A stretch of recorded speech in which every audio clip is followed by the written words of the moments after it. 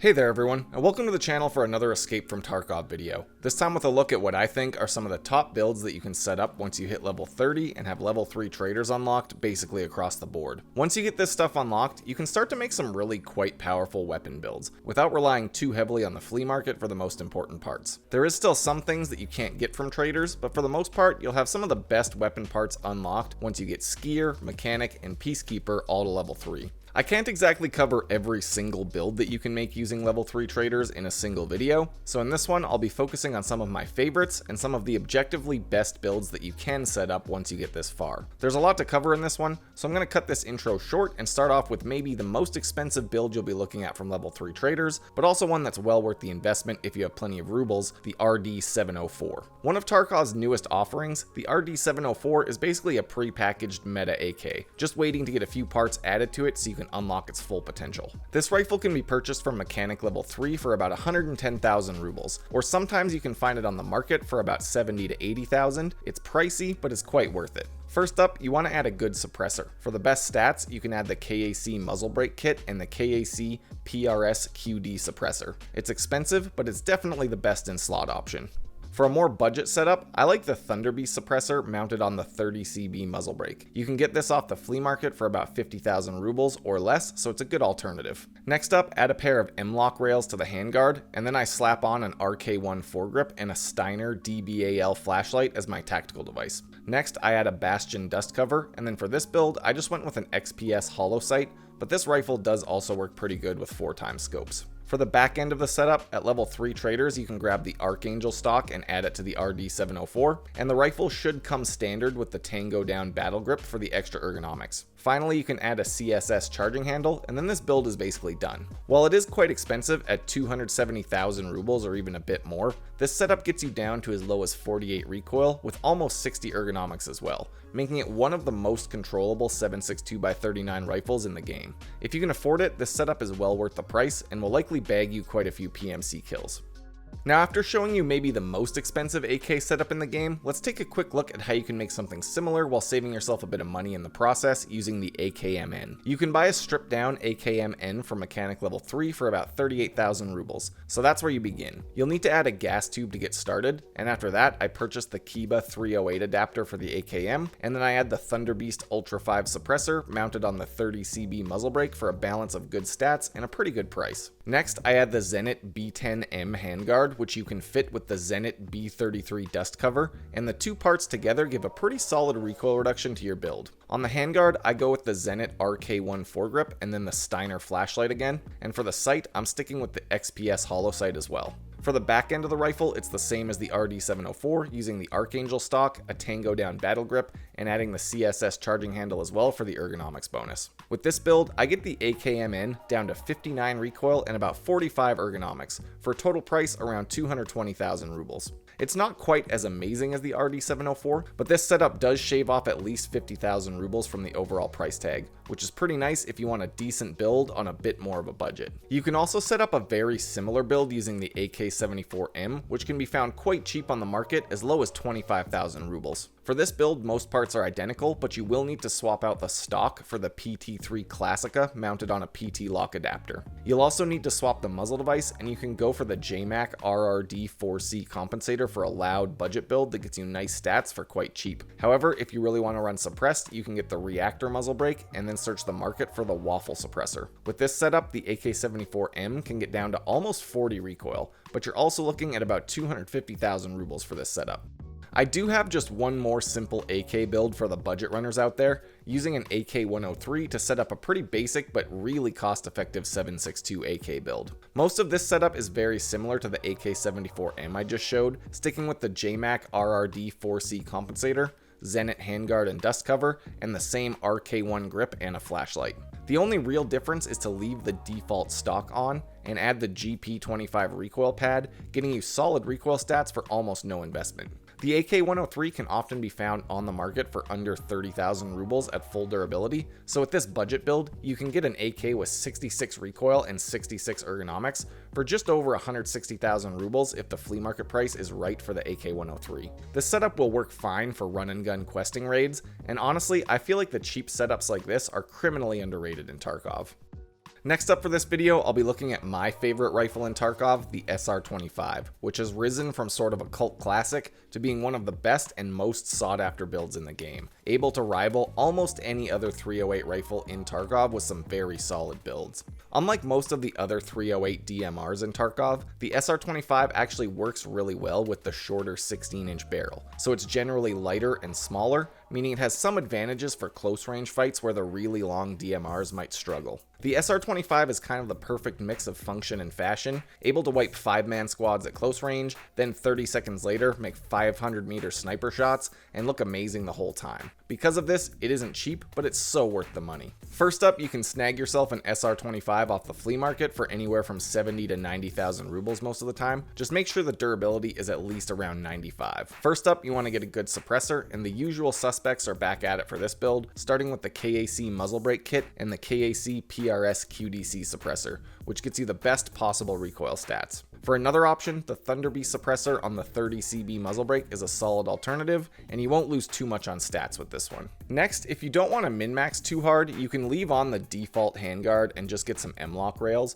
but if you want to improve the build further, get yourself the RSAS handguard and a pair of RAHG rails to replace the standard ones. If you switch to the RSAS handguard, you can also swap out the gas block for the JP Gas System 6, which gives you a nice recoil improvement for just over 10,000 rubles. I'll generally add the tan RVG foregrip on this build and the Steiner flashlight, so I have an IR light and laser for those nighttime runs. On the back end of the rifle, I go for the F1 skeleton grip from Skier level 3, and then I add an MOE carbine stock and the rubber butt pad for a good balance between ergo and recoil. Finally, you can add a pair of MBUS iron sights for the ergonomics bonus, and then you just need to pick out a sight. Personally, I like to run the SR25 with a JP 30mm mount, a Voodoo 6x scope, and a backup Delta Point reflex sight. However, this combo is really pretty expensive, so if you want to save some money, you can use the TAC 30 scope, drop the backup red dot, or even just run a hollow sight if you don't plan on sniping. When this build is all set up, I get 71 recoil and about 40 ergonomics using the KAC suppressor, for a total cost of around 280,000 rubles if you're including the Voodoo scope and the backup red dot. Maybe less if the market prices are good or if you use a cheaper scope. The SR25 is my favorite rifle to use for Chad style loadouts, so in my opinion, it's well worth the price. I'm toying around with a budget build for this thing as well, but sadly you sort of need level 4 traders to make that happen effectively, so I'll be saving that for another video. After the SR25, I just want to quickly cover a much more budget 308 build with the RFB. Basically the entry level into the 7.62x51 guns, and one that has really become popular as the budget M80 or M62 slinger of choice for a lot of people. The RFB doesn't have many mods, but for such a simple setup, it really can do work once you get used to the slower fire rate and somewhat high recoil. First, you want a suppressor, so you'll need to add the RFB thread spacer, and then I often like to go with the SIG SRD QD suppressor, which requires the T-lock adapter, and then you can also add the SIG 2-port muzzle brake for some pretty decent stats. You can also go with the Gemtech 1 suppressor and the mount for that one as well, getting higher recoil but a bit better on the ergonomics overall. Next, I go with the tan RVG grip for the budget ergonomics boost, and sadly you can't really add any tactical devices to this one as far as I know. Finally, you'll need a sight, and I definitely see a lot of people running the RFB just with the hollow sight, but personally I like some magnification with this thing. A good semi-budget combo would be the JP 30mm mount, then the Burris TAC 30 scope, and a Delta Point reflex sight. If you want to save money, you can also just use a cheaper mount and skip the Delta Point sight and just use the 1x on the TAC 30 scope. This setup has high recoil compared to others, but it's a solid 308 setup for a lot less money than pretty much any of the other options in this caliber.